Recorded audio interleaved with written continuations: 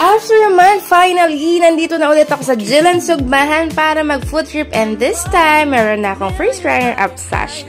Ito talaga ang sinabi kong babalikan ko after ng pageant kasi nga, sulit na sulit ang serving dito, tapos napakababait ng staff. Yun talaga ang hinahanap ko sa isang restaurant. And yes, paparating na tayo sa exciting part. Kakain na tayo, kaya naman umorder na ako ng lahat na na-miss kong food trip. Kaya naman tara, kain na tayo. Sabaw pa lang, ulam na, kaya naman enjoy kami ng asawa kong kumain dito sa Jilan Sugbahan. First time nga lang niya itry dito and sabi niya, grabe babe, sulit talaga. Lahat yan ay isa-serve sa'yo ng mainit na mainit pa. No wonder, sobrang daming taong kumakain. In and out talaga lahat ng tao dito sa Jilan Sugbahan. At pagdating sa dessert, hindi sila magpapatalo. Ito ang halo-halo na overload talaga. Hindi lang maraming sangkap, sure ka pa na masarap talaga.